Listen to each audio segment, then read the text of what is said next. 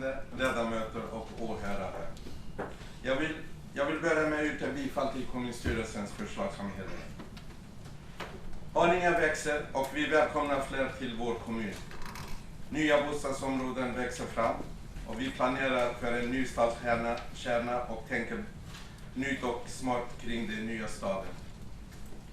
Vi ska se till att Haninge växer hållbart genom att bygga täta bostadsområden nära till kollektivtrafik och grönområden.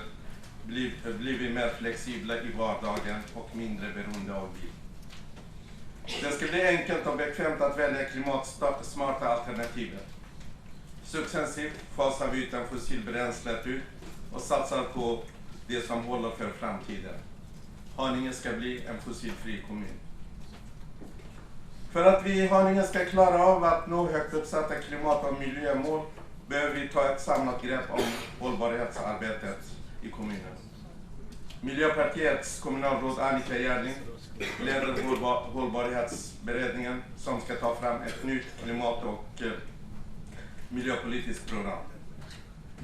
Det nya styrdokumentet ska gälla som underlag för planering, investeringar och budgetering för hela kommunens verksamhet.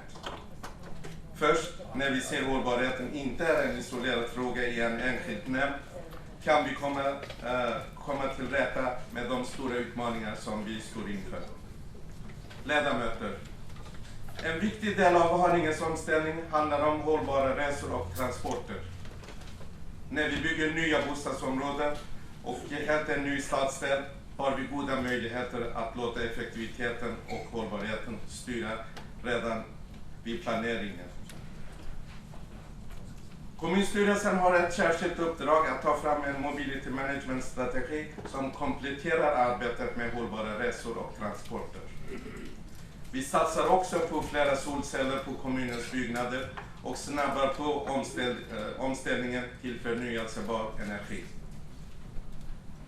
När vi gör det lättare för Haningebor att gå och cykla mer i vardagen bidrar vi både till miljön och till folkhälsan.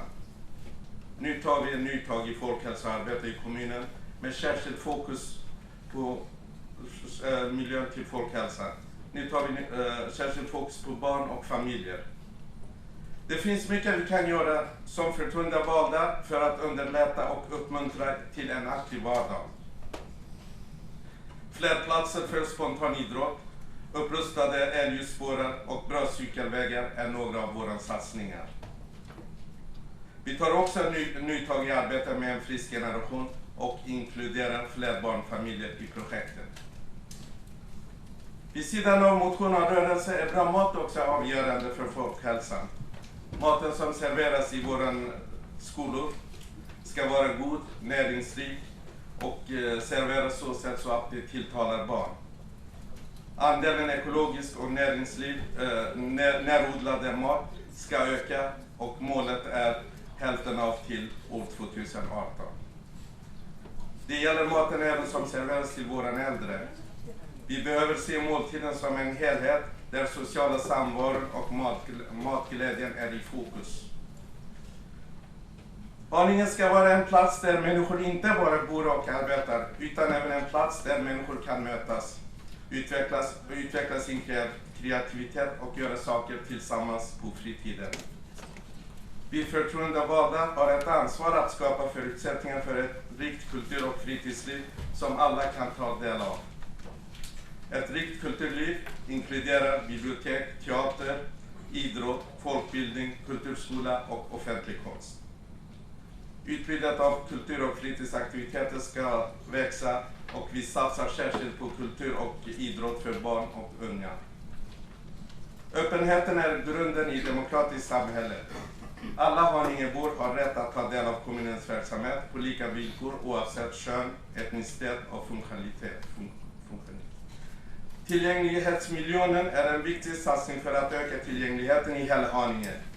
Vi arbetar också vidare med minskad diskriminering och ökad jämställdhet för att alla ska ha samma möjligheter till ett utvecklande och rikt liv i Haninge. Miljöpartiet kommer aldrig vackla i frågan om alla människors lika värde. Öppenhet och hållbarhet hänger samman. Ett hållbart samhälle byggs inte på rädsla utan på tilltro. Med samarbetskoalitionsbudget lägger grunden för ett växande och välkomnande Haninge. I och med det yrkar jag bifall en gång till.